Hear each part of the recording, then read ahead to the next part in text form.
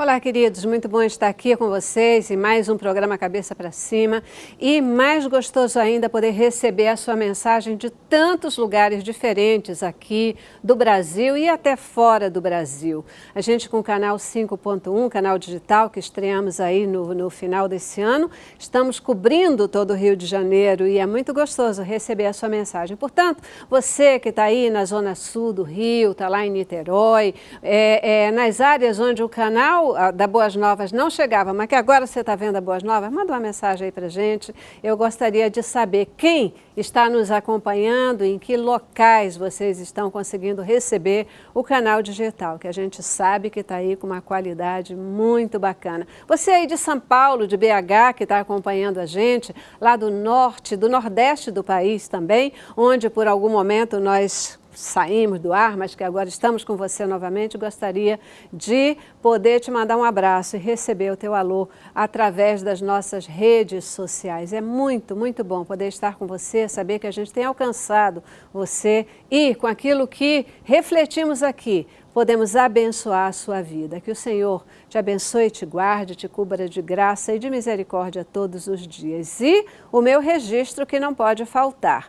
Você, querido semeador de boas novas, que nos ajuda a estar no ar, a retomar praças onde nós, por algum momento, perdemos presença. Você que tem orado pelas boas novas e também tem nos ajudado financeiramente para que possamos cumprir os nossos desafios. Queremos te dizer que nós somos gratos pela tua vida, que nós também oramos por você e pedimos a Deus que Ele possa recompensar a tua visão de semear no reino de Deus, com toda sorte de bênçãos espirituais e também bênçãos materiais. Graça, paz e muitas bênçãos para todos vocês que nos acompanham aqui.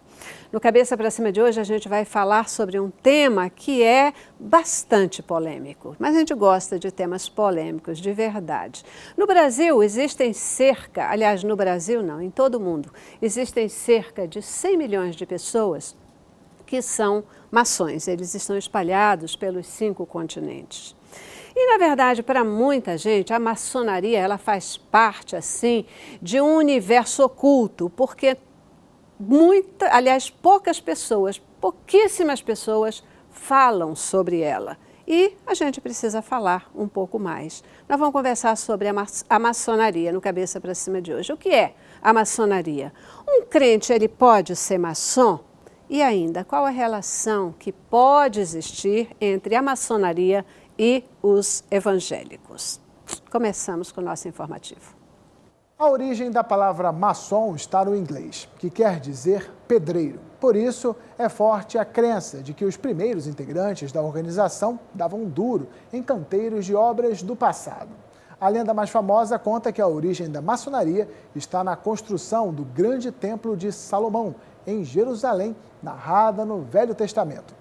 A maçonaria se desenvolveu como uma fraternidade, que funciona como Estado, com hierarquias e legislação. E cada maçom tem a liberdade de pensamento. No fundo, a maçonaria não é uma, são várias. E ao contrário do que muitos pensam, a ordem não formou um grupo uniforme. Cada país teve autonomia para definir seus rumos e caminhos. Diferenças entre as maçonarias existem, mas também há muita coisa em comum. Ser admitido na maçonaria, por exemplo, requer paciência em qualquer lugar do mundo. O candidato precisa ser convidado por um maçom, passar por entrevistas e ter a vida investigada por integrantes da ordem. São aceitos apenas homens que acreditam em Deus, têm pelo menos 21 anos e nenhuma deficiência física.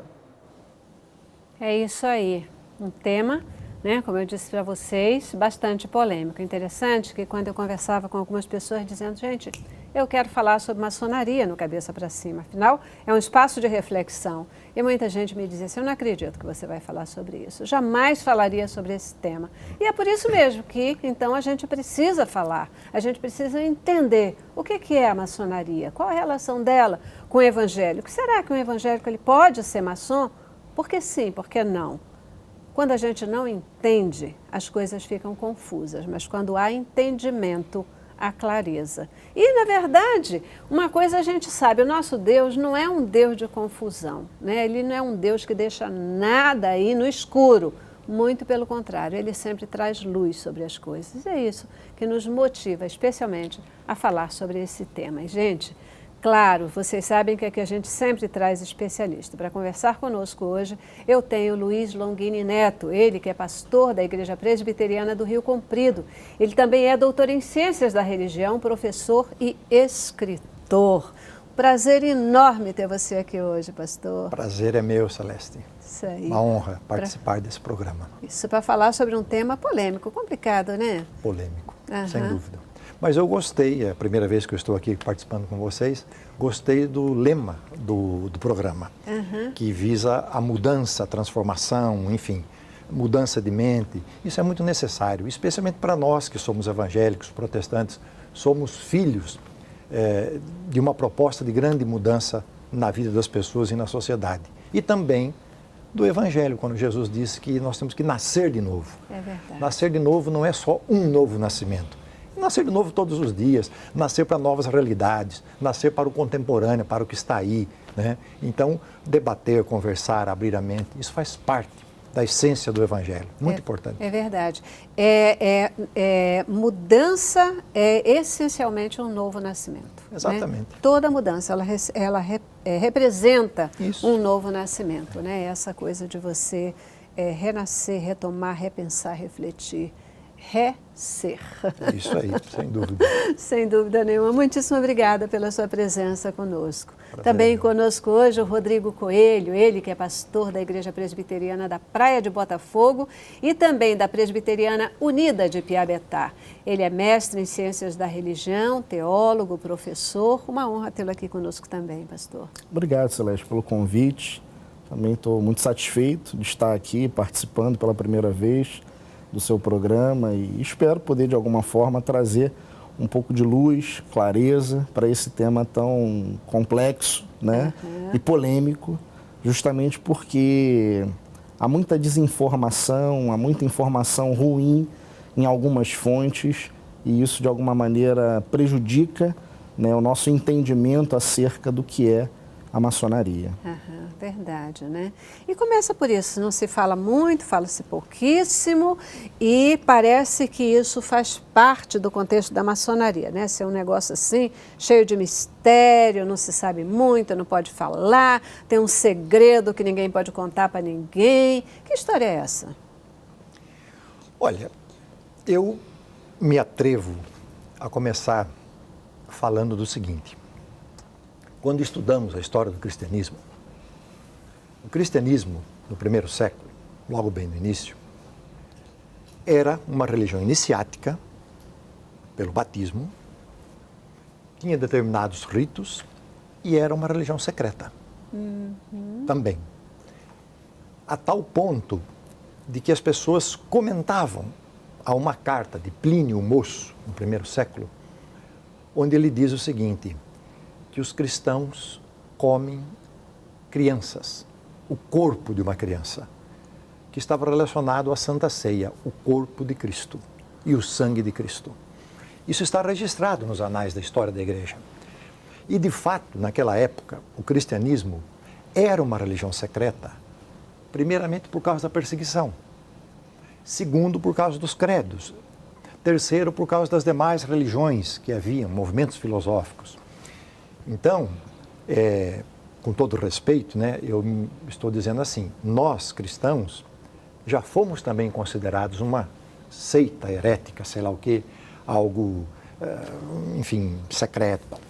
A maçonaria, devido à sua origem, devido às propostas que sempre teve e aquilo que a gente estuda e sabe, também se transformou numa entidade, numa instituição secreta, por causa daquilo que ela se propunha a fazer e por causa daquilo que ela fez, que apresentava perigo para os seus membros. Então, como foi dito na introdução do programa, a ideia do pedreiro, de ser um maçom, de ser um construtor, de fato era o que se chamava da maçonaria operativa, porque eram verdadeiros pedreiros que construíam castelos, que, por exemplo, construíram Londres na Idade Média, enfim. Existem muitas lendas, mas existe também muita verdade sobre isso. Né? Essa maçonaria chamada operativa aquelas pessoas que de fato trabalhavam nas edificações. E devido à sua história e certos compromissos que ela assumiu com transformações sociais, por exemplo, com a Revolução Francesa, não é mesmo? Esses projetos que muitas vezes estavam como projetos progressistas na linha do tempo e na história, ela se autodefine como uma religião secreta, iniciática, secreta, com seus códigos, tudo isso. Então, de fato, existe isso é uma verdade em que só pode saber desses segredos quem de fato é maçom. E aí as pessoas começam a criar verdadeiras lendas, imaginar que dentro da maçonaria se faz o mal e não sei o quê, a coisa do demônio. Mas não é nada disso, né? Rituais, exato. Né? O que tem de fato, mas... É interessante, pastor, porque se a gente começar a pensar no mundo como um todo, ainda hoje, em vários países, o evangelho, ele é tratado dessa forma secreta, né? Quando a gente pensa numa China, quando a gente pensa em lugares, né, onde a gente tem o evangelho que não pode ser falado, as pessoas não podem ser identificadas. Exatamente. Se alguém for identificado como um cristão, ele vai ser morto, corre perigo, etc. Corre perigo, né? Quer dizer, essa é uma realidade daquela época, mas também sem dúvida atual. Hoje em vários países, né? Daí já ser um primeiro ponto para essa provocação de abertura de mente da gente, né? Sem dúvida. Eu acho que é interessante também, Celeste, a gente pensar que hoje a maçonaria não é mais uma entidade secreta, a gente prefere o termo discreta, porque hoje a maçonaria ela tem estatuto, ela tem CNPJ, registro em cartório, ela tem publicações oficiais, ela tem site, ou seja, as pessoas ainda que não façam parte de nenhuma obediência, de nenhuma potência maçônica, elas têm acesso, sim, a muitas informações acerca da maçonaria. Eu acho que uma questão importante da gente mencionar aqui, e é interessante a gente bater nessa tecla mesmo, é que se nós buscássemos as melhores informações, talvez nós tivéssemos uma polêmica menor, porque a gente tem aí uma questão de fonte muito séria. Quando a gente pensa a maçonaria hoje a gente pode dividir ela naquilo que a gente chamaria de maçonaria regular, que são as potências, as obediências que estão vinculadas à grande loja da Inglaterra, que é a igreja, que é a loja mãe, né? Essas são potências regulares. Mas nós temos tantas outras potências e obediências espalhadas pelo mundo que, na realidade, não são regulares, são pseudo-maçonarias, e muitas coisas que chegam às pessoas enquanto informação acerca de maçonaria chegam via essas fontes que não são fontes oficiais. E isso prejudica por demais o entendimento acerca do que é a maçonaria em si.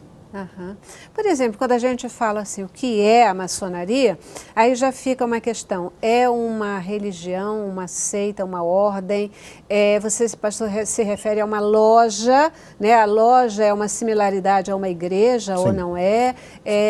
Mas do ponto de vista quando a gente fala o cristianismo é uma religião, né? O protestantismo é uma religião, a maçonaria é o quê?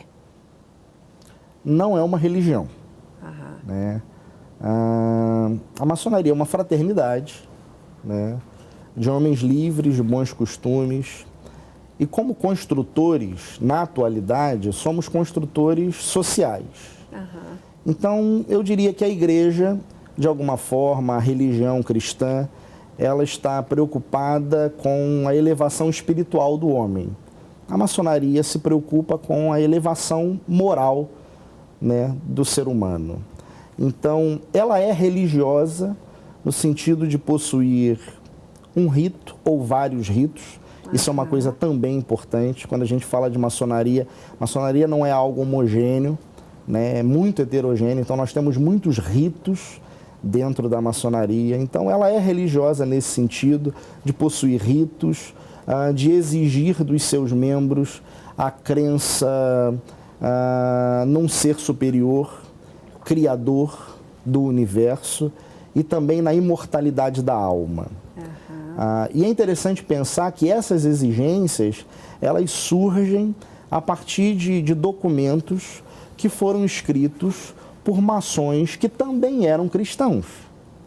Né? Nós temos a Constituição de Anderson, por exemplo, que era um pastor presbiteriano na Igreja da Escócia, e esse documento é um documento fundante da maçonaria simbólica, como a gente chama hoje. Né? Então, a maçonaria sempre esteve ao lado dos cristãos, né? Nós temos muitos cristãos na história da igreja que eram maçons, né? E de alguma forma a gente até pode afirmar que a igreja cristã no Brasil, né, sobretudo, deve muito à maçonaria, no sentido de que a maçonaria facilitou por demais a inserção do protestantismo, por exemplo, no Brasil. Muitas vezes em nome, né, de uma paz entre maçons, os cristãos protestantes puderam ter o seu espaço no nosso país. Um dia conversando aqui com o pastor Luiz, e ele começou a tocar nessa questão, né, do início do protestantismo aqui no Brasil e tal, e esse apoio que foi dado pela maçonaria. Eu comecei a ficar intrigada com esse negócio, disse, gente, eu quero conversar sobre isso, eu queria expandir, lembra? Eu quero expandir um pouco essa história, eu acho que eu, particularmente, sou uma pessoa muito assim que eu tenho quase que necessidade de conceitos, né? Eu acho que a gente se nivela no conceito, aí a ação decorrente, se a gente tiver dentro do conceito, dentro do princípio, vai embora, né? Ela pode ser diferenciada, mas não fugir. Então, eu gosto muito de lidar com o conceitual. Significa entender do que a gente está falando, né? E naquele dia daquela conversa nossa ali, né? Você tinha participado do Boas Novas no Ar com o André, e eu fiquei muito curiosa e dizendo, não, isso é um negócio que a gente realmente tem e precisa falar sobre isso. Eu já preciso ir para o nosso primeiro intervalo, vou dar minha paradinha, e eu volto. E eu queria entender com vocês primeiro, se a maçonaria não é uma religião, mas ela tem os seus ritos, os seus cerimoniais, e ela acredita em um ser superior, né? Como isso se coaduna ou não se coaduna com o cristianismo, por exemplo, né? com a doutrina evangélica, porque ou a gente acredita em Deus ou acredita num ser superior. Como é que é essa história? Esse ser superior é diferente de Deus? Um crente pode ser maçom? Eu acho que é a primeira grande polêmica dessa história toda, né? Sim. E depois eu quero que a gente converse sobre como foi esse acolhimento da maçonaria. Perfeitamente. Tá bom? Vamos para o intervalo. Cabeça pra cima. Cabeça pra cima. Isso aí, né? Hoje a gente aqui conversando sobre maçonaria e a possível ou a real relação existente entre a maçonaria e os evangélicos, né? E aí, primeiro essa questão, um crente pode ser maçom? Como é que é essa história? O ser, né, o ser superior, que é a crença da maçonaria, é o Deus que nós acreditamos? Acho que a pergunta formal é meio que assim, a maçonaria é ateísta ou meramente agnóstica? Como é que é essa história Sim. toda? Veja bem, Celeste, existem ramos do cristianismo, ou ramos da igreja evangélica, que aceitam a compatibilidade entre o cristianismo e a maçonaria. Certo. Mas existem ramos que não aceitam. Então, a bem da verdade, é preciso deixar isso claro. Por exemplo, historicamente, na Igreja Presbiteriana do Brasil, eu posso depois falar até mais da história anterior a esse fato que eu vou lhe contar. A Igreja Presbiteriana do Brasil, ela foi fundada no Brasil em 1859 por um missionário americano. Mas no ano de 1903, houve uma primeira divisão, uma cisão na igreja, quando surge a Igreja Presbiteriana Independente. Essa divisão, que aconteceu no Sínodo de 1903, tinha 3 grandes polêmicas que foram apresentados pelo reverendo Eduardo Carlos Pereira, que era pastor da primeira igreja de São Paulo.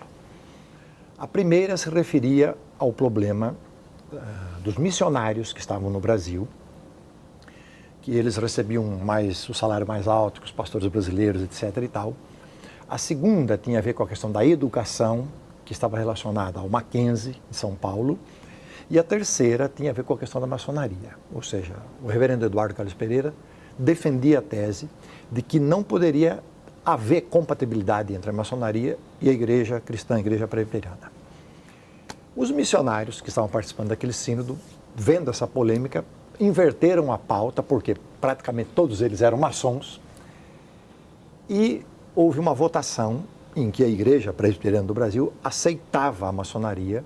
Então, o reverendo Eduardo Carlos Pereira e um grupo que não aceitava saíram da igreja e formaram uma igreja chamada Igreja Presbiteriana Independente do Brasil, que é, de fato, uma igreja fundada em 1903. Independente de quê? Independente da Igreja Americana, e consta, num dos seus primeiros artigos, a incompatibilidade entre o cristianismo, o evangélico, por exemplo, e a maçonaria. Uhum. Assim como existem outras igrejas em várias partes do mundo que fazem essa declaração. Então nós precisamos entender que esse é o ponto polêmico. Como existem outras igrejas que aceitam e afirmam, por exemplo, que não há essa incompatibilidade. Então aí depende muito da igreja que a pessoa frequenta, da orientação que ela tenha, enfim, a maneira como ela se associa. Uhum. Então, existem grupos que dizem que há incompatibilidade, outros dizem que não. Eu, pessoalmente, acho que não há incompatibilidade entre você ser um cristão, evangélico, quer seja católico, e a maçonaria.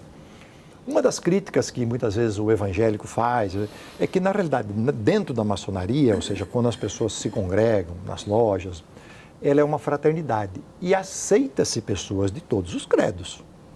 Então, a crença nesse ente superior, em Deus, é algo aceito, especialmente no ritual escocês antigo e aceito, mas dentro da fraternidade existem pessoas de outros credos. Aí muita gente não aceita, ou seja, não tem tolerância para isso, né? Não tem tolerância para esse tipo de convivência.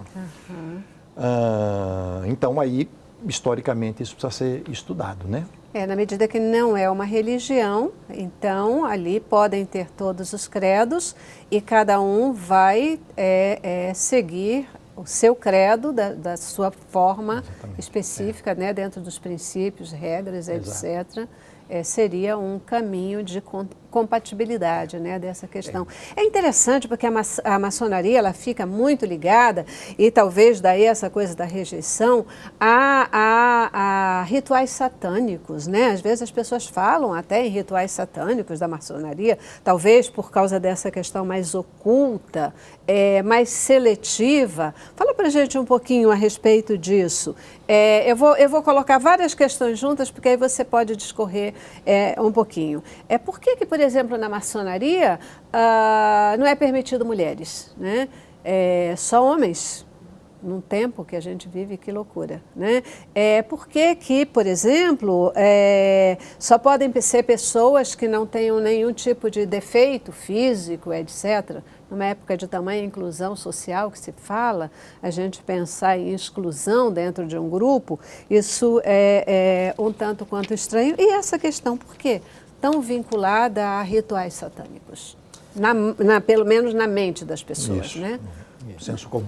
Então, eu gostei muito de uma fala sua, né? Há pouco você falou sobre a questão do conceito, de que você gosta dos conceitos, né? E isto é algo muito bom, porque quando a gente não entende, a gente acaba agindo de forma pré-conceituosa, né? Então, como disse o pastor Longini, lá na origem do cristianismo, nós cristãos também um dia fomos tidos como pessoas que nos alimentávamos de criança. Comíamos carne humana. Chocante isso, mas faz sangue, sentido, né? Porque as pessoas não tinham acesso àquilo que acontecia dentro dessa celebração, que era, naquele contexto, secreta, né? E começavam a imaginar coisas e afirmavam coisas que, na realidade, não são verídicas, né? Por não entenderem o simbolismo, por exemplo, da ceia do Senhor, né? Então, da mesma forma, né, todas as vezes que falta informação, as pessoas começam a imaginar coisas, né? E dizem muitas coisas que, na realidade, não são o que é real. Acabam né? no folclore popular, né? Sim, sim. Na maçonaria não existe nenhum ritual satânico, que isso fique claro, né? Então, isto é fato, não existe nenhum ritual satânico na maçonaria. Quem diz isso, ou diz por não conhecer a maçonaria, ou diz para de alguma forma se projetar, que é uma outra coisa também muito importante. Muitas pessoas escrevem acerca da maçonaria, adotam uma postura antimaçônica, porque sabem que isso de alguma maneira faz com que elas se projetem. Escrevem livros, por exemplo, e vendem muitos livros falando mal da maçonaria sem sequer conhecer efetivamente o que é a maçonaria. Sobre a questão de só termos homens na maçonaria e não mulheres, eu acho que a gente precisa entender que isso é produto, né, do tempo no qual a maçonaria veio a existir, né? Então, naquele contexto, né, as mulheres não tinham o mesmo valor que nós temos hoje. Agora, a gente também precisa abrir um parênteses e pensar. A igreja cristã também faz isso. O pastor acabou de falar da Igreja Presbiteriana do Brasil. A Igreja Presbiteriana do Brasil, em pleno século XXI, se nega a ordenar diaconisas, presbíteras e pastoras. Não só a presbiteriana, Como né? tantas outras denominações. Então, essa coisa de excluir as mulheres não é algo próprio da maçonaria, é algo também da igreja. Posso fazer um parênteses? Pode. Assim, na realidade, hoje, a gente já sabe, como o pastor Rodrigo falou, da maçonaria regular, mas hoje já existem lojas mistas, Verdade. mulheres e homens, em vários ramos maçons. Então, eu acho que nesse assunto, a maçonaria já caminhou mais do que muitas igrejas. Então, existem, né? Pode não ser do conhecimento de todas as pessoas, mas existem. O que chamam de lojas mistas. Essa questão aí do defeito físico, sinceramente, isso não é algo do meu conhecimento. Eu não sei. Então, penso que isso tem a ver com a questão dos gestos, dos sinais, porque os maçons se reconhecem, né, dentro dos seus respectivos graus, por sinais, por toques e por palavras, né? Então, determinados sinais, né, só podem ser feitos se o sujeito tiver condições físicas, né, de fazê-lo, né? Então, talvez esteja aí uma explicação para que o sujeito seja, entre aspas, eu acho que perfeito não é a melhor palavra, né, obviamente, mas que não tenha nenhuma... Tenha condições. Tenha condições de fazer esses sinais, né? Nada além disso. Existe isso aí também, né? Vai para um pouco para essa coisa do devaneio, da coisa popular, né? Do imaginário popular, né? Porque a história dos sinais, dos gestos, do isso, daquilo. A assinatura do fulano tem 3 pontinhos, ele é maçom e não sei o quê. Daqui a pouco alguém que quer fazer parte ou começa a colocar, né? Então, isso o imaginário, ele realmente muitas vezes cria situações e cria para diferentes religiões e diferentes instituições, sem dúvida nenhuma, né? Para ser maçom tem que ser rico? Não. Muito pelo contrário, né? A maçonaria prega que se alguém deseja entrar na ordem com essa visão ou com esse pensamento, que se retire. Que se retire. A maçonaria prega exatamente o contrário disso. Posso dar um exemplo histórico? A gente lê muito sobre a história do que acontece na maçonaria, etc.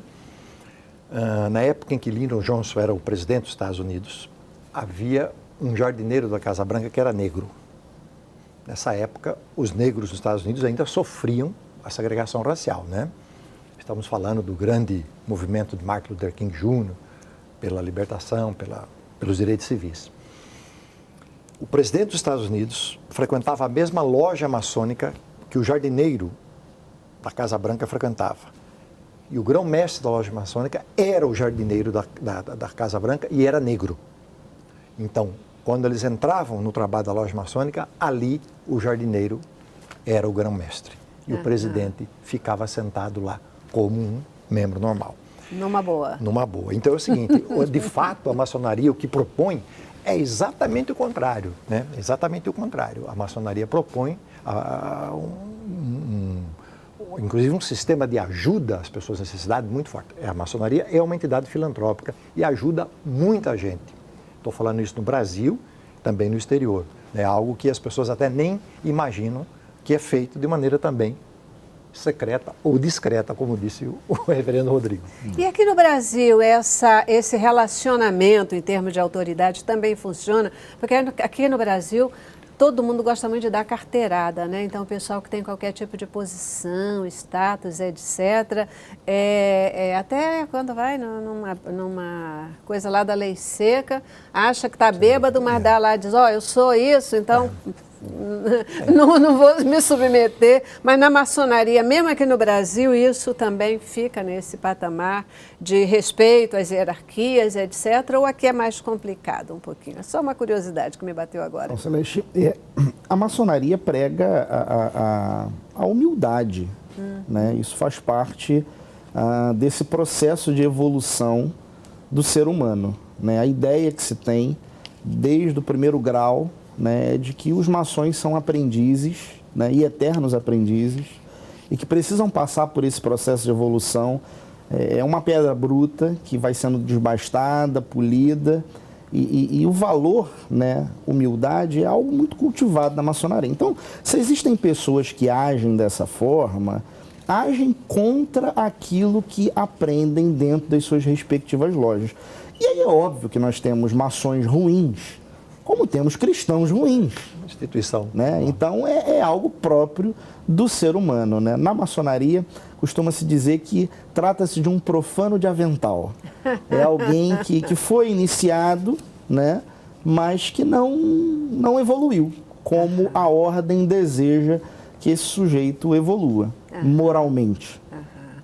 É como no cristianismo, a gente com certeza observa pessoas que não evoluem conforme o cristianismo preceitua que elas deveriam evoluir, exatamente, né? Nascendo de novo, entendendo a mensagem da Bíblia. Processo de santificação. Exatamente, né?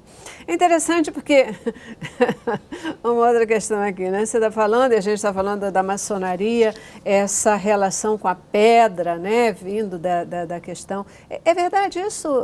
Surge a partir da construção do Templo de Salomão, em função de lidar com as pedras? Tem alguma relação com isso ou não? Historicamente, sim. Historicamente. Um tipo de história que se estuda, maçonaria e tal. A origem dos símbolos, enfim, tudo que é. A loja que se diz a maçonaria é um templo também. E, na realidade, assim, isso é uma questão que é indiscutível, não tem como a pessoa dizer que não. Mas a maçonaria, quando ela se organiza, o pastor Rodrigo já falou disso, os textos fundamentais, ela foi organizada por protestantes, por evangélicos. Os fundadores, a origem dela, eram pastores, líderes, teólogos, e que criaram essa ordem, né, como se fosse uma ordem, sem dúvida nenhuma. Isso é uma coisa incontestável. Criaram, começando como o Clube do Bolinha. Né? Só para homens. E além do mais tem assim. É verdade, é muito cultural mesmo, né? E tem uma outra coisa, o maçom vem da pedra, o cristão vem do barro, né? Pode ser, sem dúvida. Né? É uma questão de simbolismo, né? É claro. Eu acho que é interessante a gente pensar nos ensinamentos maçônicos, né? E é bem importante, né, afirmarmos que na base desses ensinamentos, o que está é a tradição judaico-cristã. Então, como pensar numa incompatibilidade entre a maçonaria e o evangelho, ou a palavra, ou a Bíblia Sagrada, se os ensinamentos, né, se a base desses ensinamentos maçônicos, na realidade é a tradição judaico-cristã, ou pelo menos na sua maioria, né? Perfeito. Assim, tinha muita vontade de perguntar, como é uma reunião da maçonaria? O que é que vocês tratam? Como é que vocês fazem? Como é que são os cumprimentos? Como é que a gente reconhece o maçom? Eu acho que isso aí é uma questão que todo mundo fica, como é que a gente reconhece o maçom? Eu aposto que fulano é maçom. Isso roda o tempo todo, né? Não sei se vocês podem falar, mas eu garanto que eu vou perguntar, mas antes eu quero saber como é que foi esse acolhimento, né, da maçonaria. Vocês já disseram, quem fundou, foram pastores que fundaram a maçonaria, mas aqui no Brasil, como é que foi esse acolhimento da maçonaria aos evangélicos, né? Muitas igrejas têm ainda símbolos que são considerados símbolos maçônicos, né? É verdade. E aí fica fácil, quando você explicar aqui, a gente entender por quê. Mas agora eu preciso para o intervalo, a gente volta já já. Vamos lá. Cabeça pra cima. Cabeça pra cima. Isso aí, aqui conversando sobre maçonaria. E aí, ajuda você a entender esse conflito, né, aparente, existente, entre a maçonaria e os evangélicos? A gente não está nem falando aqui na questão de maçonaria e evangelho, porque eu acho que isso nem cabe a gente falar, né? Mas é muito essa questão, como que um evangélico pode ser maçom? Como é que a gente reconhece um maçom? Dá para fazer essa pergunta? Por sinais, toques e palavras. Uma pergunta dessa em outros tempos, você podia estar morta, viu? É isso que o pessoal diz, né? É verdade. Seria um sacrilégio, Exato. Né? Um negócio desse. Significa que eles não vão me responder, tá bem? É isso aí. Tem uma pergunta de telespectador, ela é bacana, deixa eu fazê-la aqui. Se a maçonaria foi fundada por pastores, por que o livro da maçonaria não é a Bíblia? E qual é o livro da maçonaria? É a Bíblia. É a Bíblia. É a Bíblia? Sim. Aí as pessoas precisam entender que, assim como nós temos, por exemplo, várias tradições evangélicas, também existe isso na maçonaria, mas, por exemplo, o livro que é lido nos trabalhos, na abertura dos trabalhos, é a Bíblia. Uhum. Então, isso, como disse o pastor Rodrigo, muito desconhecimento, até essa questão, por exemplo, de questão satânica e tal. Como eu falei, a maçonaria ela é uma religião iniciática. O rito inicial, ele pressupõe, basicamente, o que o Evangelho diz, ou seja, a pessoa sai das trevas para a luz, ou seja, a pessoa sai de uma situação, simbolicamente, e vai a outra. Então, nessa passagem que muita gente diz que o rito envolve que a pessoa faz algo satânico para encontrar a luz. Então, não é nada disso, é apenas um ritual simbólico de iniciação. Como o cristianismo, o nosso ritual no cristianismo de iniciação é o batismo, que antigamente era feito de maneira secreta. E, na verdade, normalmente é o batismo e logo a seguir esse novo membro da igreja, porque, na verdade, o batismo não é o momento da aceitação de Jesus, né? Na verdade, o batismo, ele é efetivamente o ingresso na instituição, igreja, uma reafirmação. Né? Uma reafirmação. Rito de entrada. Exatamente, é um rito de entrada. Só a partir do batismo é que aquela pessoa passa a fazer parte, passa a ser membro da igreja. Até então, ele é um participante, ele é um frequentador, ele é um crente. Não tem dúvida nenhuma, mas ele não é parte daquela comunidade religiosa, né? O batismo é que viabiliza isso.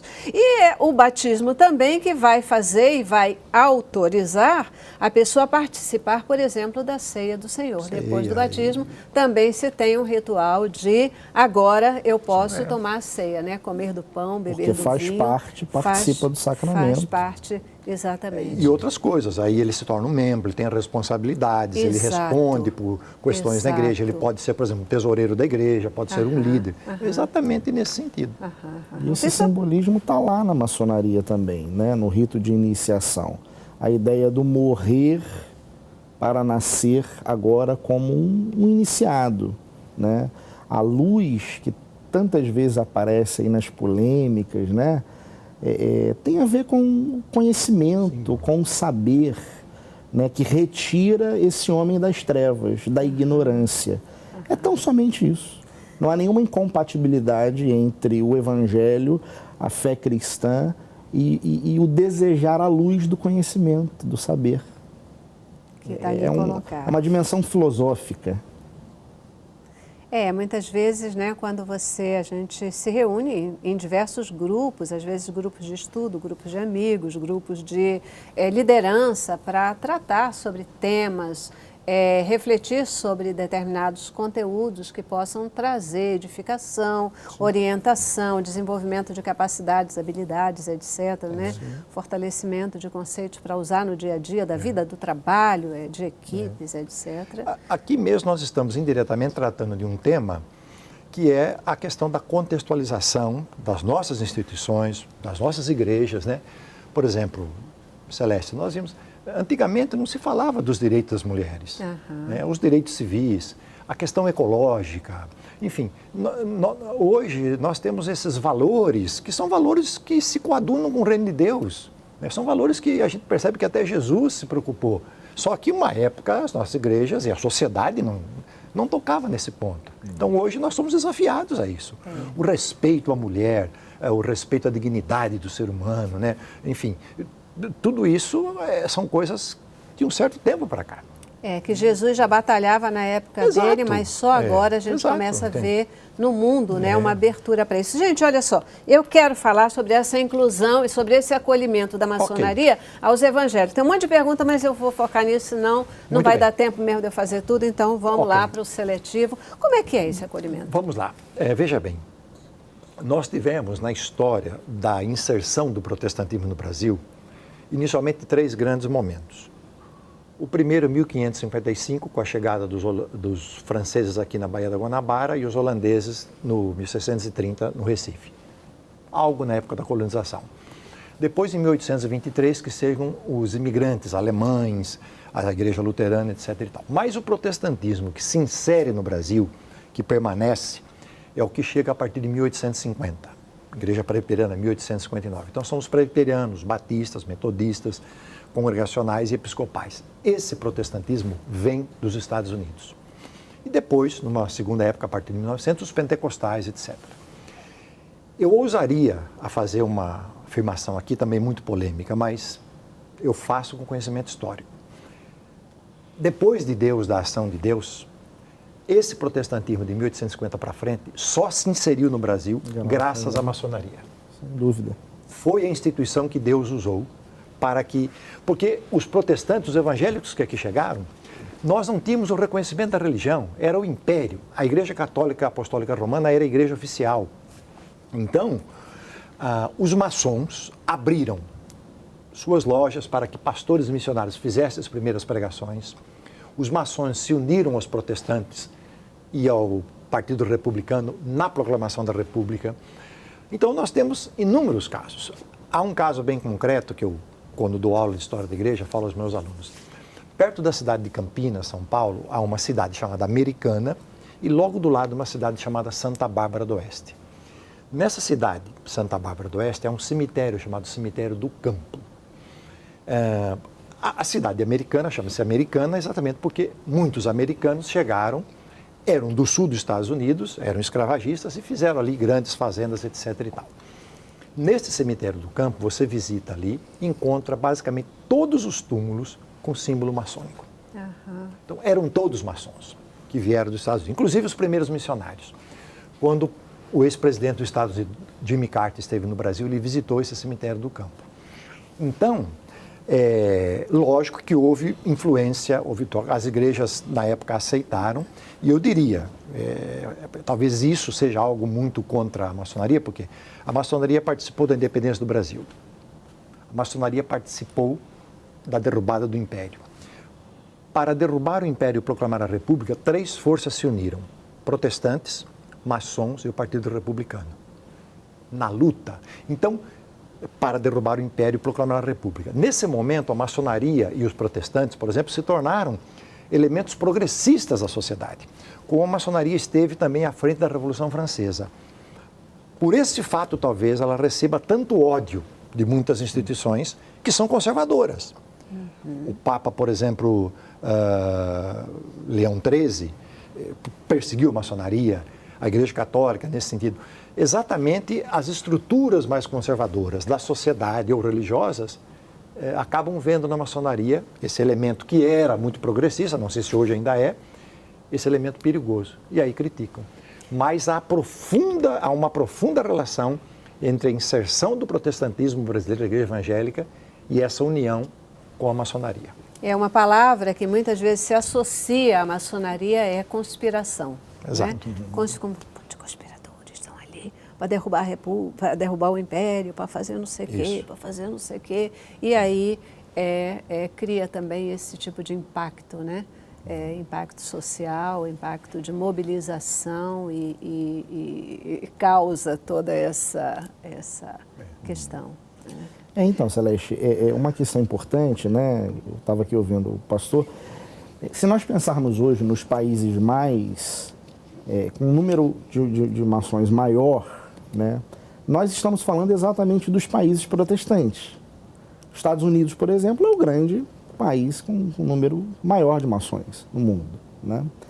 Então, assim, há uma relação histórica entre o cristianismo e a maçonaria, e essa ideia de que a maçonaria compete com a igreja, ela é uma ideia muito equivocada, ela é uma ideia que está presente, eu diria, na mente de alguns evangélicos que não conhecem a maçonaria. A maçonaria não tem essa pretensão.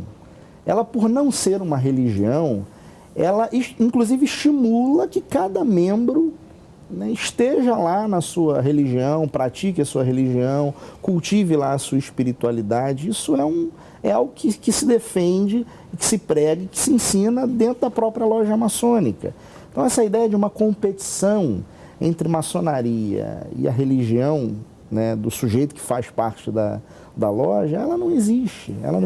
A maçonaria, por exemplo, né, voltando um pouquinho aqui no nosso debate, a gente fala hoje, né, da inclusão, a importância de incluir as mulheres. A maçonaria, obviamente, ainda não fez isto no que diz respeito às suas sessões, né, no que diz respeito aos ritos, né, mas a maçonaria, as grandes potências hoje no Brasil, elas possuem departamentos femininos e trabalhos que são realizados, né, com as mulheres, que são as cunhadas, né, mulheres de maçons. No Brasil inteiro nós temos departamentos femininos trabalhando, atuando demais, sobretudo na área da filantropia, né, ajudando instituições. Nós temos os filhos dos maçons envolvidos. Então essa história de que a maçonaria é só para os homens não é muito verdadeira. É para a família. O valor, né, família, é algo por demais cultivado dentro da maçonaria. Perfeito, mas a gente tem que deixar combinado aqui que o que prevalece mesmo nesse negócio do trabalho da ação social, isso aí é clássico. Isso aí é histórico para ser trabalho das mulheres, né? A gente está falando de liderança, de posições de liderança, posições de comando, etc. É do reconhecimento aí, sem nenhum feminismo, não é porque sou eu que estou falando, mas é isso que a gente está falando, né, do desenvolvimento, integração e reconhecimento do potencial da mulher, de igual para igual. Não igual na sua composição química, etc., mas igual em termos de competências e essa questão toda. Eu preciso ir para o intervalo, nosso último intervalo. Voltamos já já. Cabeça pra cima. Cabeça pra cima. Cabeça para cima aqui hoje, fazendo aquilo que a Bíblia manda a gente fazer, transformar pela renovação da nossa mente, não se conformar com as coisas que simplesmente são ditas para a gente, mas a gente correr atrás, conhecer a palavra. A verdade, ela é sempre libertadora, né? E por isso a gente tem que falar, tem que conhecer e tem aqui trazer especialistas que nos orientem, que esclareçam aí. As pessoas ouvem e tiram suas próprias conclusões. Exatamente. A gente também não está aqui para ficar fazendo nenhuma imposição afirmativa. A gente está para conversar, para explicar e trazer orientação. O nosso tempo está curtíssimo aí para terminar o programa, mas eu não posso terminar sem falar na questão de inserção, né, ou de entrada, de admissão na maçonaria. Disse que para se entrar na maçonaria ou fazer parte dessa sociedade, é preciso um convite. Como é que é essa história? Quem pode ser convidado? Como é que funciona isso? Então, Celeste, a maçonaria é uma fraternidade de homens livres e de bons costumes. Então, o sujeito não deseja se tornar um maçom num dado momento e procura uma loja. Ele é convidado por um maçom que, olhando para a sua vida, percebe, né, na sua vida as características necessárias para ser recebido, né, dentro de uma loja.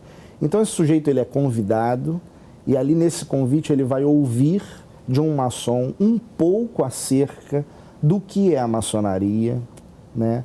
Vai haver uma sindicância, seu nome, se ele aceita o convite, será levado à loja e a loja então vai montar lá uma comissão para que seja feita uma sindicância, a sua vida seja de alguma forma verificada. E uma coisa importante é que se a esposa desse sujeito convidado disser não, se ela não quiser, ele jamais será recebido, porque a maçonaria de forma alguma pretende causar um problema para a família, muito pelo contrário. Então, essa esposa será consultada, esposas de maçons irão até ela conversar, outras pessoas irão até ele também conversar, ele vai ter a sua vida de alguma forma, não diria invadida, né? Mas verificada, né, por outros meios. Ele tem que comprovar, por exemplo, não ter antecedentes criminais, ele tem que apresentar certidões que mostrem que ele é uma pessoa, de fato, de bons costumes e que pode ser recebido nessa loja. Quem decide se ele será recebido ou não, depois de toda essa sindicância, é a loja. Uhum. E se a loja achar que ele, então, tem condições, né, será marcada uma data para que seja feita a ritualística da iniciação, né? E ele, então, é iniciado. É interessante porque se a gente quiser traçar um paradigma, talvez não com a profundidade do que acontece, mas também nas nossas igrejas, as pessoas para serem admitidas, elas passam por um processo de observação, tem que ter uma vida reta, tem que, né, boa fama, essa Sim. questão toda, princípios, etc. E passam por um conselho de obreiros, tem que ter o aval da igreja, né, e tal. Faz um exame. Então, faz um exame. Então, muitas vezes a gente realmente olha o rastro e imagina a cobra muito grande, né? E às vezes ela nem é tão grande assim. Muitas vezes, como a gente já falou aqui, a gente não conhece, a gente cria situações Sim. muito estranhas. Eu acho que super importante o nosso papo de hoje aqui, muito esclarecedor e realmente pode mudar mentes e trazer um novo olhar, né, para essa instituição. E é claro que, como o senhor também frisou, foi usada por Deus, né? É uma instituição usada por Deus para permitir o acesso, a viabilização, a expansão do cristianismo, do protestantismo em nosso país. Então, isso é um fator que, com certeza, merece gratidão. Muitíssimo obrigada pela presença e participação de vocês aqui hoje. Eu agradeço. Tá bom? Obrigada, pastor. Tá bom? Prazer. Obrigada também pela sua presença. Prazer estar aqui e, de alguma forma, a gente espera ter contribuído. E uma dica busquem uma boa literatura para conhecerem a maçonaria. Boas fontes. Perfeito. Isso vai ajudar. Perfeito. É isso aí. Se você quiser ouvir mais sobre maçonaria também, pode falar para a gente e que a gente promete convidar novamente os nossos pastores aqui para falar mais e entender mais sobre esse assunto. Obrigadíssima pela sua presença também aqui conosco hoje. Terminamos o programa com a Carol Teodósio cantando boa música para a gente. Paz.